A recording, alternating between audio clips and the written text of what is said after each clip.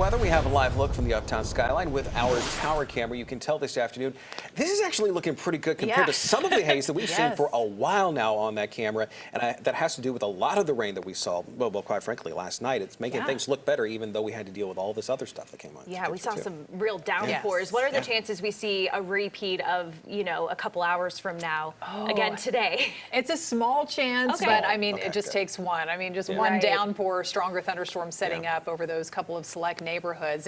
And mainly up in the mountains is where we're seeing the heavier activity right now. Not so much at the moment. You can see downtown Boone looking pretty nice with all that sunshine along King Street there. But you can see, and you look at the top of your screen, some of those darker clouds as we kind of zoom in a little bit and pan down the road in that direction, those darker clouds in the distance. And sure enough, we do have some of those heavy showers, strong thunderstorms rolling on through. And that's led to some flooding, too, in some cases as well. And that flood advisory does continue, by the way, for Watauga County, including around the Boone and Blowing Rock areas after that heavy rain earlier, and that will go until about 4:45.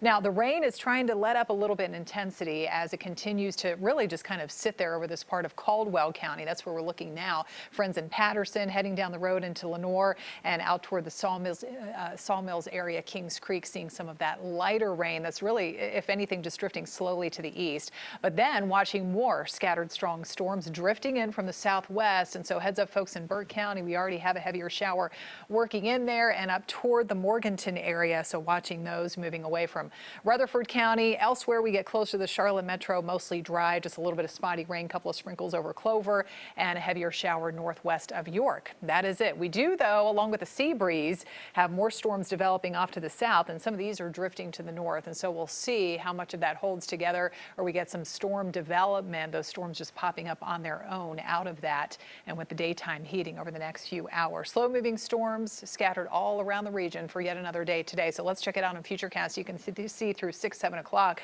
how it's picking up on some areas of rain, maybe a heavy shower or thunderstorm, even around the Charlotte area. Some of that could last a little bit later into the night to the north and west up until midnight or so, kind of like what we saw last night, but lighter rain by that time, and back to dry conditions early tomorrow morning. Temperature seasonably hot, and this is how we're going to feel for the weekend too coming up, not straying too far from that 90-degree mark. For most neighborhoods, we're actually a little bit below that, and with some of the thicker clouds and after the rain, check out Morganton down to 74, but then a little bit hotter as we head off to the south and east now toward the Sandhill, sitting at 95 currently in Lancaster.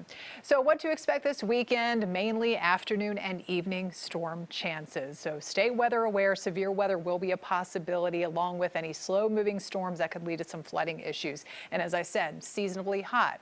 High temperatures ending up on either side of 90. Plenty of heat, plenty of humidity to take a dip in the pool. You just need to keep an ear out to the sky. You hear those rumbles of thunder. You need to exit the pool, of course, and take shelter, because that could mean lightning isn't too far away.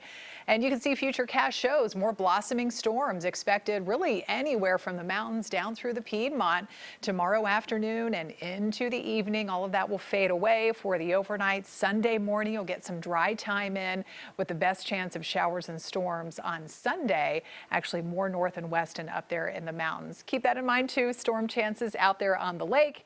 Temperatures plenty hot out there, along with that water temperature still sitting in the mid 80s. That rain chance about 30%. So there's still a good chance that it will stay dry if you're heading out on the boat. 7-day forecast shows daily storm chances continuing right on through next week, but signs of maybe temperatures getting a touch cooler by 7 days from now, maybe a little less humid. We'll watch those trends over the next few days. Okay, thank you, Tara.